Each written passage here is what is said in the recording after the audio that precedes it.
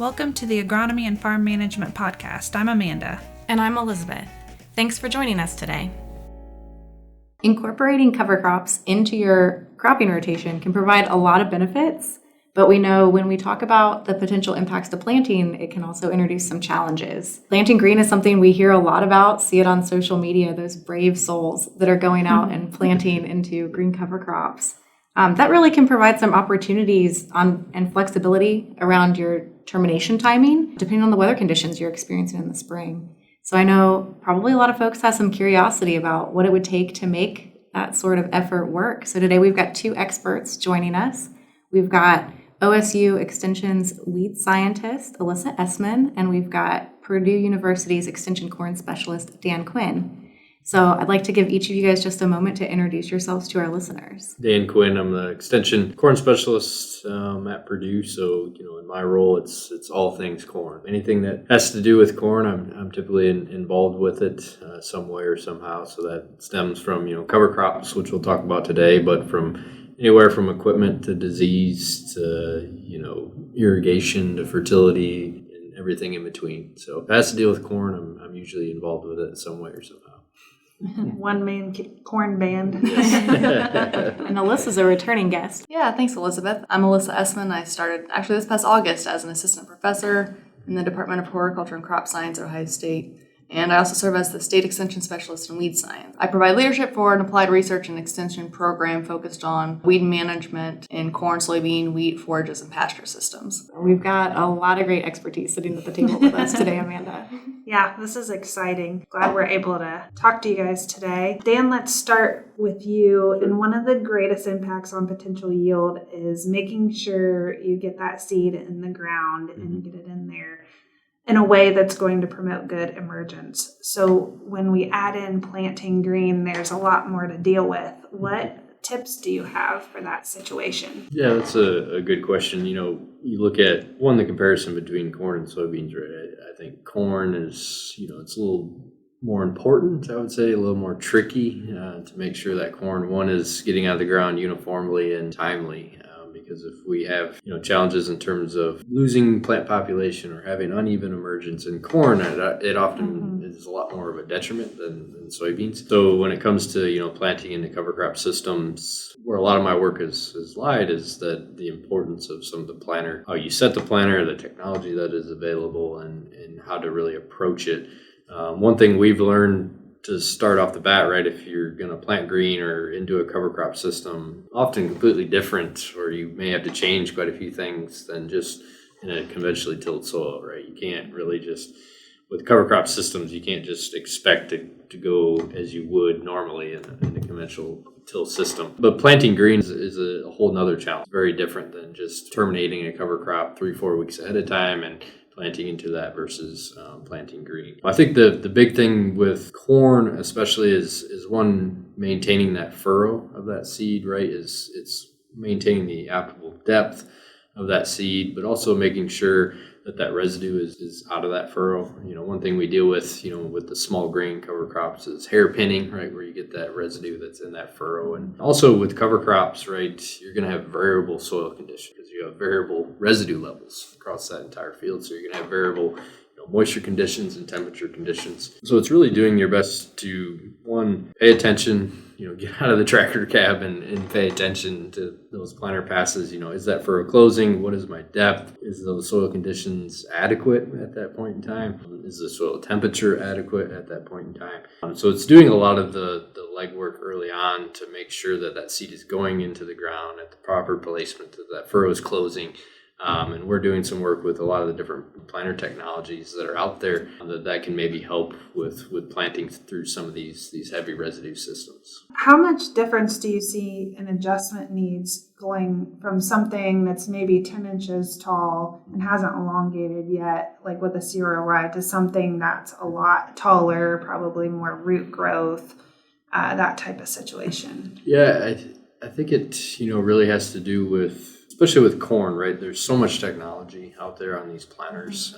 In so many different ways you can set them. It starts with whether you have a no-till coulter or row cleaners, right, and making sure those are set. And challenge as the cover crop gets bigger, right, you might have more wrapping on those row cleaners. So I think that's the first step.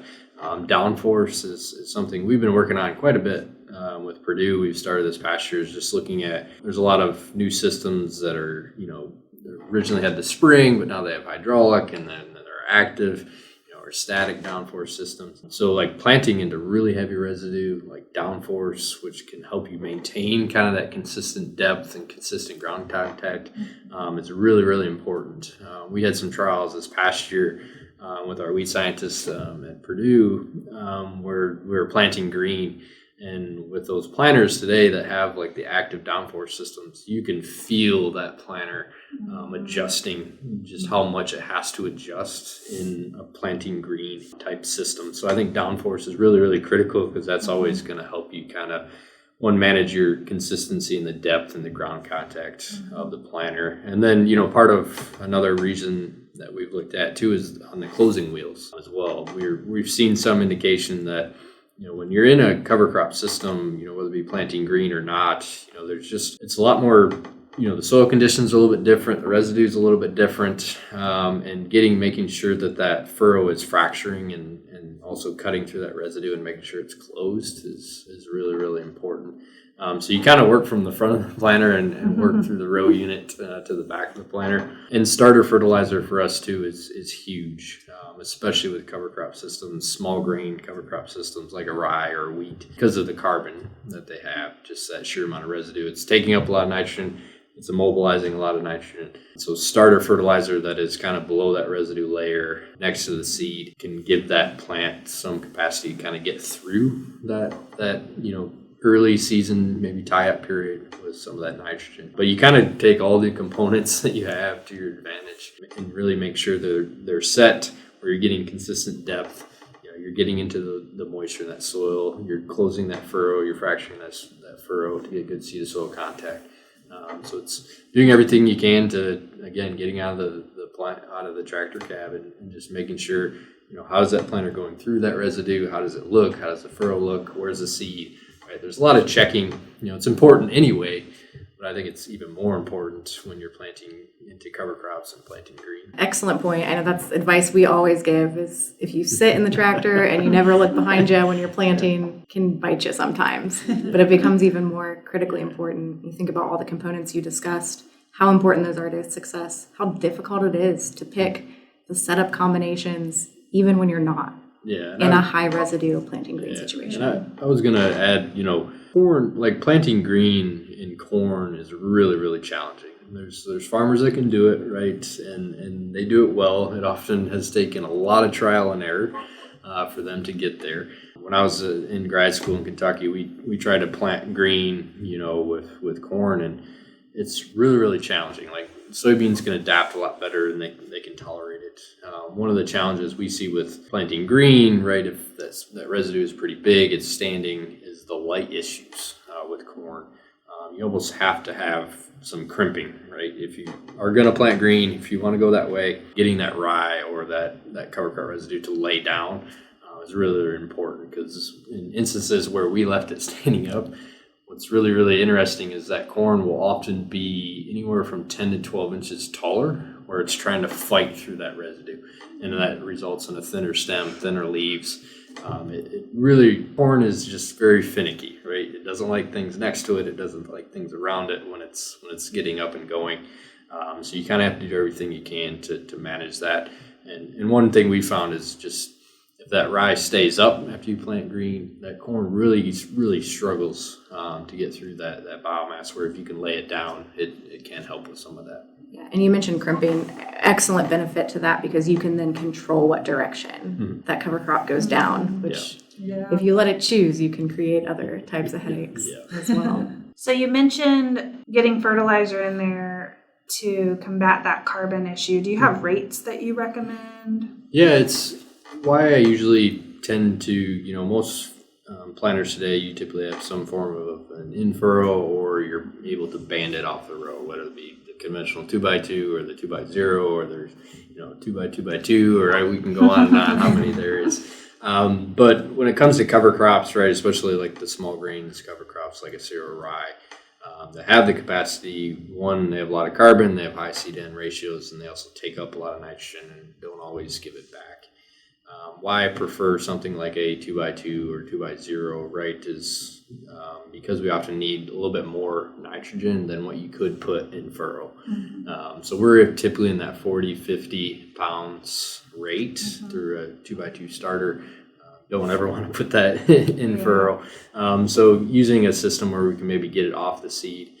I like having some level of that nitrogen, getting it below that residue layer of the cover crop, just to help with either volatility or immobilization. But getting it off that row allows you to bump that rate up to maybe 40, 50 pounds, even 60 pounds in that 2 by 2 starter. That's something like a lot of our work and some of my colleagues' work. That's just something that in terms of these small grain cover crops, you almost have to have that, because corn, when it's following those cover crops, it's just starting a little bit behind because of the nitrogen tie-up and the nitrogen uptake of some of those small grain cover crops. So on the flip side of things, we've talked about the challenges of creating that cover crop mat. That's one of the perks on the flip side when you start talking about weed control. Alyssa, you're starting some research in this area to understand how cover crops are impacting weed populations through that competition. You want to share what you're learning there? Yeah, absolutely. So for some of the reasons Dan talked about, we have to this point only done soybean trials because they're a little more forgiving and tended to be the system we saw most often used when planting grain. Honestly, out of grower concern and a lot of interest in the state for planting grain before corn,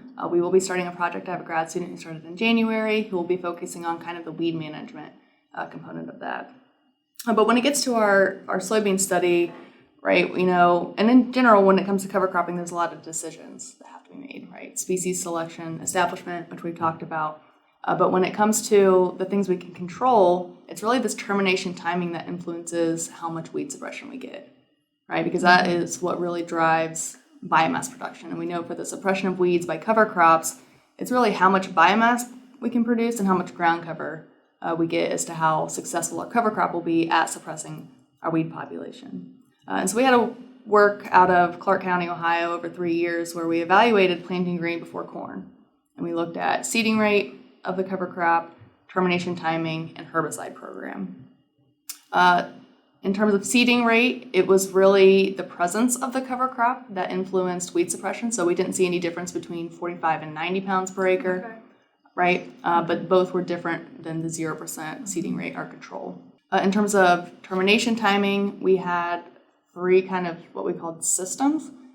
So in the first system, we terminated, 7 days before plant, 7 days after plant, and 21 days after plant, right? In general, when it comes to the suppression of giant ragweed and foxtail, we saw that the later we terminated, the lower our weed densities were at the time of the post-application. What we tried to do is in our 21-day after plant treatment, we did not do a second post, right? Trying to see if the high biomass generated allowed us to get away with essentially reducing our herbicide program. And what we found was that we still needed that second post. We came back 28 days later, and we did see higher densities of weeds where we did not make that application. Kind of a similar trend when we looked at herbicide programs. So when we had a pre-emergence application of flumioxazin and chloromiron versus none, right, we still saw the benefit of the residual herbicide even compared to situations where we didn't have a residual herbicide. And I think those 2 points kind of get to kind of the summary of when it comes to using cover crops to manage weeds, right? And that it's a supplementary tool, but it doesn't necessarily provide a replacement to many of our herbicide strategies, right? So it's one part of this bigger integrated system when it comes to managing weeds, right? But as an added component to our conventional chemical control tactics. And when you say an added, people might be thinking, well, if I still have to spray, but it helps with resistance development, hopefully, by just suppressing weeds and not relying solely on herbicides. Is that something that we could take out of this? Yeah, so you bring a great point, Amanda. There's kind of 2 benefits for using cover crops to suppress weeds.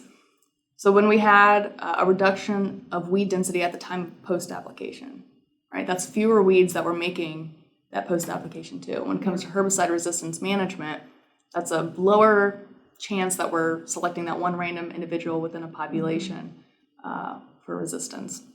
But what it also does is it reduces the size of weeds at the time of post, and that gives us a lot of flexibility in our post-emergence window, right? It gives us a longer period of time, kind of buys us some time to make an on-label application and get better control of the weeds that are present at the time of the application. Yeah, that last one is really huge because these weeds get really huge really fast. So if you can broaden that window, give you a little bit more time.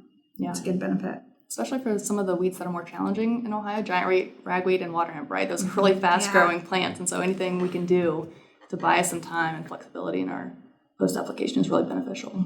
I would agree. Like, people always ask me, like, with cover crops and the work I've done, like, what's one thing that always stands out to you? It's always the weed control, right? Because I can see to the line where I've got, much better weed control when I had the cover crop versus when I didn't. A very common question that farmers often ask, right, and you probably get this a lot, is, if I have a cover crop, say, before my soybeans, can I maybe skip out on my pre-emergent? I probably know your answer, right? But can I maybe, cut my herbicide costs a little bit, or maybe can I skip out on that residual pre? So just kind of your thoughts on that. Yeah, that's a really great question, something we do get a lot, and it's kind of complicated like anything, right?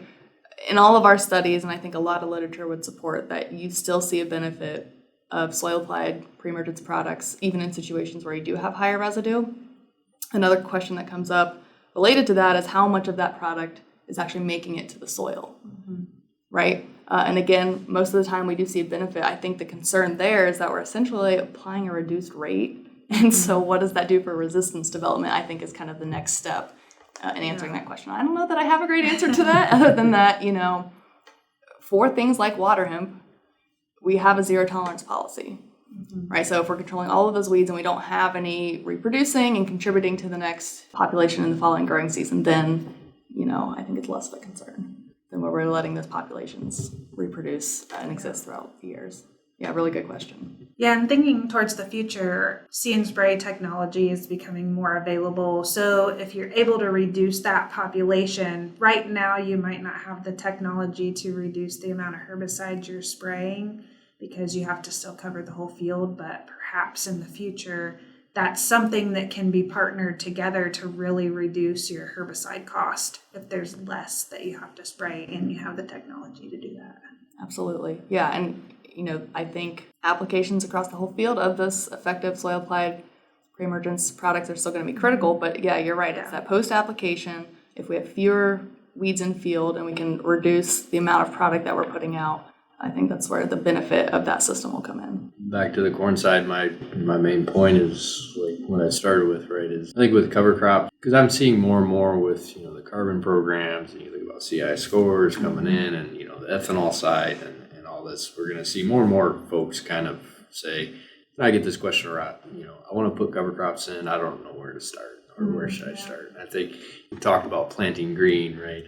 I don't, that's not where you want to start. Recommend that you would start that way. Typically, especially with corn, right? Those are probably the most experienced cover croppers that I know that go that route, and they can make it work for their operation. But I think it's with cover crops, right? It's important to start small and look at terminating pretty early, and you kind of do small steps from there and move forward because it can get out of hand and you can get burned, and it's not a good experience for anyone. But there's a lot of benefits from them. It's just I take the approach of trying to make. I'm a corn agronomist. I pay attention to corn. We need to make sure it works in that system, because a lot of times corn is what pays the bills for a lot of people. But it's understanding, maybe starting small, but then also understanding that you can't always stay status quo when you're going to use these cover crops. You have to understand, the management practices are always important, and how close you pay attention to it is always important. But I think with a cover crop, you have to pay even more closer attention to it, and be a little bit more timely with, nitrogen and starter, and making sure your planter's set, and, these settings are correct for the correct environment. So I think that's really important, kind of start small, work your way up, get more experience and more familiarity with it. And then, really pay attention to how you manage that corn, especially at the planting side, is really important. And I might also add, expect it to take a couple of years, especially where weather changes. I'm sure we've all talked to growers that have tried it and had a really bad dry year, and it was the worst thing ever. But it can take a couple of years of getting the system really right and to fit to your operation. And I liked what you said about the cover crop is supposed to help the corn, and I think it's the same on the weed management side, right? I've gotten questions about, well, should I reduce my in-season herbicide applications so I don't affect establishment of my cover crop in the fall? And I think that's probably backwards to how I would think about it, right? We're using the cover crop to benefit weed management, right? But our priority is still weed management and making sure we have a good comprehensive program, and then using this as a supplemental tool. Yeah, I like these summary points. This was a really exciting and interesting conversation to come at it from both directions, the opportunities, the benefits, and then also the challenges. But I really like those take-home points of cover crops, even with all their benefits, are a level up to management. So that sound management underlying taking that next step and jumping in is critical. Yeah, it's another tool, right? We're always trying to find tools, especially for you, Alyssa, on the weed management side, right? All you have to deal with, resistance isn't going away. It's getting worse and worse, so having that additional tool of a cover crop is really important for the weed management side. Again, this was really interesting. We really appreciate you two sitting down with us. We will let our listeners know they are competition, they're fellow podcasters. So I'm going to give each of you guys an opportunity to share ways that our listeners can get access to the information that you're sharing, and also maybe tune into your podcast when they're done listening to the Agronomy and Farm Management podcast, of course. Yeah, we have a Purdue crop chat. So if you want to hear the Indiana side, right, we're close neighbors, so I know there's a lot of comparison between the two states. So if you're curious what's going on in Indiana, both myself and Sean Castile are soybean agronomists. We have a podcast called Purdue Crop Chat. You can kind of get it through any of your typical podcast avenues. We often do it about bi-weekly, really during the growing season. Just understanding what's going on, what we're seeing. We have a lot of guests, right? So, our weed scientist, Bill Johnson, or our plant pathologists, they often join us to give their perspective as well. So it's a great resource if you're curious about what's going on in Indiana. Yeah, if you're looking for OSU weed science or weed management information, we have the OSU weed management website, which you can just do a quick Google of OSU weed management. I believe it's u.osu.edu/OSU weeds. On Twitter, we're Ohio State Weed Sci. And then if you're interested in more of this type of content, check out the War Against Weeds podcast. This is a collaborative effort of myself, Sarah Lancaster at K-State, and Joe Eichele at North Dakota State. We bring on guests each week to talk about all things weed science. So you can find us on Libsyn, Spotify, or any of your preferred podcast providers. Awesome. Well, thank you guys again, and we look forward to seeing what research you have in the future. Thank you. Thanks for listening to the Agronomy and Farm Management podcast. Join us again in 2 weeks for our next episode. Hey, podcast listeners. Just a reminder to give us a like or subscribe so you know when we release new episodes. If you're enjoying the podcast, be sure to leave us a review also. We appreciate the comments.